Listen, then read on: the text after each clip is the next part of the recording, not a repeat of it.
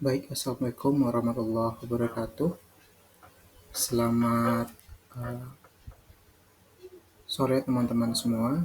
Sebelumnya perkenalkan saya Hayatul Khair Rahmat dari kelompok 10 yang beranggotakan saya Hayatul Khair Rahmat, kemudian Mas Waikul Huluk dan Ahmad Syairozi.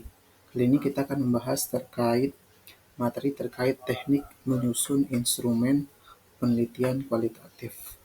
Sebelum lebih jauh, uh, kita pahami bersama bahwa penelitian kualitatif merupakan suatu pendekatan penting dalam dunia akademik, khususnya untuk memahami bagaimana fenomena sosial yang mendalam dan kontekstual. Di sini, pendekatan kualitatif lebih menekankan pada aspek makna, interpretasi, kemudian pengalaman, dan perspektif dari subjek penelitian kita, yang dimana penelitian yang menggunakan metode kualitatif itu cenderung lebih fleksibel, adaptif, dan terus berkembang sesuai dengan kondisi di lapangan.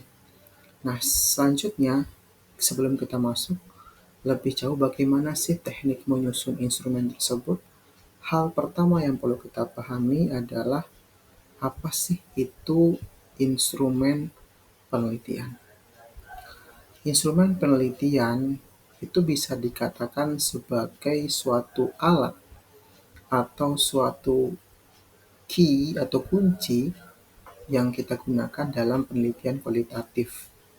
Ari Kunto dalam bukunya menjelaskan bahwa instrumen penelitian adalah alat dan fasilitas yang digunakan atau dipakai oleh peneliti dalam proses collecting data, yaitu proses pengumpulan data sehingga memudahkan pekerjaan seorang peneliti tersebut yang kemudian hasilnya menjadi lebih baik, lebih cermat, lebih lengkap dan konsisten. Sehingga ketika processing data atau analisis data, itu data dengan mudah bisa diolah. Sanjaya juga menyebutkan bahwa riset instrumen atau instrumen penelitian adalah tools yang digunakan untuk melakukan pengumpulan data penelitian. Tujuannya diharapkan penelitian itu mampu menghasilkan sesuatu yang diharapkan. Artinya penelitian itu bisa menghasilkan suatu data empiris atau empirical data yang tentunya bisa menjadi suatu temuan dalam penelitian yang kita lakukan. Kemudian Surya Brata juga memberikan definisi apa sih itu instrumen penelitian. Dia menyebutkan bahwa instrumen itu adalah suatu alat atau tools yang digunakan atau dipakai untuk merekam keadaan atau aktivitas ataupun atribut-atribut psikologis istilah yang memang kurang familiar di telinga orang awam. Kemudian Noto Atmojo juga menambahkan bahwa sebenarnya apa sih itu instrumen penelitian? Itu adalah suatu instrumen, adalah suatu tool, adalah suatu alat yang digunakan untuk mendapatkan data, yang kemudian data setelah didapatkan akan diolah. Nah, setelah data akan diolah, akan disintesa. Nah, kemudian didapatkanlah suatu temuan. Nah, dari beberapa pengertian tadi, ada pengertian Ari Kunto, ada menurut pengertian Sanjaya, terus juga ada pengertian menurut Surya Prata, dan juga Noto Atmojo, itu bisa dipahami bahwa instrumen penelitian atau riset instrumen adalah suatu tools atau suatu cara atau suatu alat yang digunakan bagaimana kita nanti mendapatkan data itu. Nah, dalam penelitian kualitatif, apa saja sih itu instrumen, jenis instrumen kualitatif itu? Pertama, ada peneliti. Nah, di sini peneliti itu adalah instrumen penelitian yang paling urgent, yang paling pertama dan paling utama dalam penelitian. Tanpa peneliti, penelitian dalam penelitian kualitatif itu tidak akan bisa berjalan, karena tidak ada pihak yang dapat menentukan topik, riset fokus, dan kemudian collecting data. Jadi di sini disebutkan bahwa dalam penelitian kualitatif, key instrumen itu adalah tools paling kuncinya itu adalah peneliti itu sendiri. Karena peneliti dia tahu apa yang dia akan teliti. Kemudian instrumen kedua yaitu panduan wawancara atau kita kenal dengan panduan interview. Ini adalah suatu tulisan, suatu kerangka yang berisikan detail kegiatan wawancara yang akan kita lakukan untuk mendapatkan data tertentu. Misal, teman-teman ini ingin melakukan bagaimana implementasi pembelajaran pendidikan agama Islam, berwawasan lingkungan di Madrasah Aliyah Negeri 1 Tulungagung mungkin. Nah, di situ bisa kita pahami bahwa akan kita dapatkan bagaimana proses pelaksanaannya. Nah, di sini apa saja yang kita butuhkan? Nah, kita harus wawancara dengan siapa? Mungkin kita bisa wawancara dengan kepala sekolah dulu sebagai informan utama, kemudian ada wakakurikulum, kemudian juga ada wakasarpras selaku mungkin nanti ada media atau laboratorium yang digunakan untuk mendapatkan data penelitian kita juga, karena program sekolah adiwiyata yang tentunya mendukung pendidikan berwawasan lingkungan itu membutuhkan beberapa informa atau narasumber yang mendukung topik temuan kita nanti. Kemudian ada angket. Di sini angket juga bisa menjadi instrumen ketiga dalam penelitian kualitatif. Angket sendiri digunakan untuk mendapatkan data tanpa perlu tatap muka. Mungkin teman-teman nanti di penelitian kualitatif juga bisa menggunakan angket. Mungkin ada pemberian kuesioner sedikit pertanyaan terbuka atau pertanyaan tertutup dalam rangka memberikan analisis deskriptif statistik saja, misal deskriptifnya saja, misal jumlah siswa atau gimana, atau mungkin seperti apa. Nah, kemudian ada alat tulis gunanya nanti untuk mencatat apa saja informasi penting dari teman-teman yang dapatkan ketika collecting data. Kemudian ada alat rekam. Nah, ini fungsinya sebagai tools untuk merecord kejadian ataupun wawancara yang kita lakukan. Dan juga bisa dalam bentuk video. Nah, di sini bisa diartikan bahwa teman-teman yang nanti ketika di lapangan akan mendapati bagaimana kondisi sebenarnya, misal penelitian tadi yang saya sampaikan terkait implementasi pembelajaran berbasis berwawasan lingkungan. Nah, itu tentu teman-teman bisa mendapatkan kondisi seperti apa sih kondisi sekolahnya, kemudian di foto.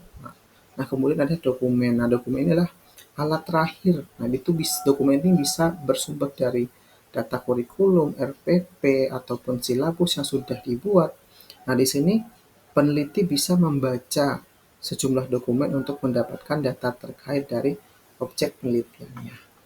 Nah, selanjutnya, apa saja sih prinsip-prinsip dari instrumen penelitian kualitatif? Salah satu aspek penting dalam penelitian kualitatif adalah penyusunan instrumen penelitian, karena di sini instrumen penelitian itu adalah alat untuk mengumpulkan data yang tentunya perlu dibuat secara sistematis, dan juga deep, artinya mendalam. Jadi diartikan bahwa data penelitian itu dapat kita dapatkan dengan mudah. Teman-teman nanti ketika turun ke lapangan itu tidak bingung. Nah, data yang sudah dibutuhkan, data yang ingin kita cari dan kita butuhkan perlu kita gaya dalam bentuk panduan wawancara, panduan observasi mungkin kalau ada, dan juga panduan dokumentasi. Nah, di sini dipahami bahwa tidak seperti penelitian kuantitatif bahwa kuesioner ataupun angket itu perlu terstandarisasi. Maksud di sini adalah perlu diuji apakah valid atau tidak valid. Nah, sedangkan di penelitian kualitatif itu kita mengandalkan teknik pengumpulan data yang menggunakan wawancara dan observasi. Nah, di sini ada prinsipnya pertama fleksibilitas. Instrumen penelitian itu dapat berkembang sesuai dengan proses penelitiannya. Nah, di sini penelitian kualitatif itu kan berkaitan dengan fenomena sosial yang ada di sekitar kita. Nah, itu ketika kita sudah masuk melakukan proses penelitian, mungkin akan ada perkembangan data yang kita temukan mungkin dari riset yang sudah ada sebelumnya. Kemudian kontekstualitas. Instrumen dirancang sesuai dengan konteks sosial dan budaya dari objek penelitian. Nah, mungkin ketika teman-teman nanti penelitian sekolah PAI berwawasan lingkungan itu di wilayah Jawa Tengah akan berbeda temuannya dengan penelitian di Jawa Timur, karena mungkin ada berbeda budaya seperti itu. Nah, kemudian keabsahan data. Nah, di sini instrumen harus mampu mengumpulkan data yang valid dan kredibel. Nah, di sini untuk mewujudkan kevalidan itu kita butuh apa? Butuh nanti validasi instrumen. Apakah nanti kita bisa lakukan validasi lewat triangulasi, lewat member checking, ataupun audit trail. Nah, kemudian interaksi partisipatif. Nah, di sini instrumen memungkinkan adanya interaksi antara peneliti dan juga subjek penelitian. Kemudian, eh, apa saja sih teknik pengumpulan data dalam pilihan kualitatif? Di sini ada 3 tekniknya, yang tadi ada wawancara, observasi, dan dokumentasi. Dari ketiga ini, teman-teman nanti bisa dengan wawancara bisa membuat panduan wawancara atau uh, interview guideline, terus kemudian observasi juga bisa membuat panduan observasi, terus kemudian dokumentasi perlu melis dokumen-dokumen apa saja yang dibutuhkan. Nah, wawancara merupakan teknik utama karena dalam penyusunan nanti laporan penelitiannya, maka perlu kita untuk menggali sejauh mana informasi yang kita dapatkan dari informan atau narasumber yang ada. Dari sini mungkin teman-teman yang menggunakan panduan wawancara yang lebih detail itu melakukan wawancara terstruktur. Kemudian semi terstruktur mungkin nanti ada improvisasi pertanyaan yang muncul. Kemudian wawancara tidak terstruktur, yaitu ya kita mengikuti aja alur. Nah, mungkin biasanya ini penelitian yang bersifat budaya. Jadi kita sudah bikin, sudah ya kita ngobrol dulu saja, itu ngalir aja untuk mendapatkan data. Nah, ketika kan ketika data yang kita dapatkan itu sudah sejauh mana sih? Nah, itu kita perlu yang dilakukan namanya dengan member checking ataupun triangulasi untuk mendapatkan data yang valid. Nah, kemudian ada observasi, yaitu mengamati perilaku, interaksi sosial, dan lingkungan penelitian secara langsung. Di sini ada observasi partisipatif dan non-partisipatif. Nah, di sini observasi partisipatif itu peneliti ikut serta dalam kegiatan yang diamati. Mungkin ketika teman-teman nanti penelitiannya berkait yang dengan implementasi atau penerapan model pembelajaran, itu kan teman-teman bisa masuk ke kelas, kalau teman-teman ikut berinteraksi. Terus bisa juga teman-teman hanya mengamati apa yang dilakukan oleh gurunya. Nah, kemudian dokumentasi. Nah, ini cara untuk memperoleh data melalui dokumen-dokumen tertulis, foto, atau record video yang berkaitan dengan penelitian yang kita lakukan. Nah, di sini untuk pembuatan dari instrumen tersebut perlu kita tentukan apa fokus penelitian kita. Sesuai disampaikan di awal tadi, kita mau teliti apa dulu. Nah, kemudian kita susun panduan-panduan sesuai dengan teknik ini. Teknik wawancara, observasi, dokumentasi.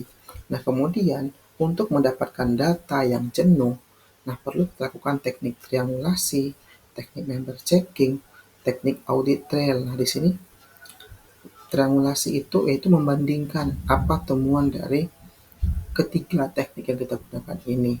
Nah, kemudian member checking kita coba cek ulang dengan beberapa informan kita. Nah, terakhir kita audit trail, kita coba pengecekan dengan penelitian lain seperti apa sih temuannya.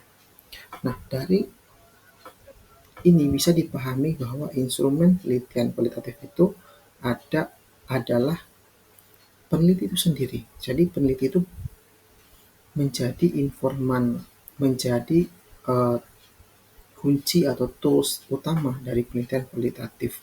Nah, di sini terakhir kesimpulan yaitu instrumen penelitian kualitatif memiliki karakteristik yang berbeda dibanding penelitian kuantitatif, di mana dalam penelitian kualitatif itu eh, instrumen utama adalah peneliti, di mana dia yang bertugas menentukan fokus penelitian, mengumpulkan data, kemudian menarik kesimpulan. Selain itu juga ada instrumen pendukung, misal interview guidelines, observation guidelines, kuesioner, alat tulis, alat rekam, dan dokumen lainnya. Nah, kemudian dokumen, setiap instrumen itu tentunya membantu peneliti nanti di lapangan dia mengumpulkan data secara mendalam dan menurut sesuai dengan konteksnya. Nah, di sini dalam penyusunan instrumen kualitatif Tentu mengedepankan prinsip fleksibilitas, artinya ketika teman-teman sudah membuat instrumen, misal sudah membuat panduan wawancara, panduan observasi, panduan dokumentasi, tentu itu disesuaikan dengan kondisi di lapangan. Nah, di sini ada prinsip kontekstualitas, disesuaikan dengan konteksnya, seperti itu. Sekian materi yang dapat saya sampaikan. Terima kasih atas pertanyaan. Wassalamualaikum warahmatullahi wabarakatuh.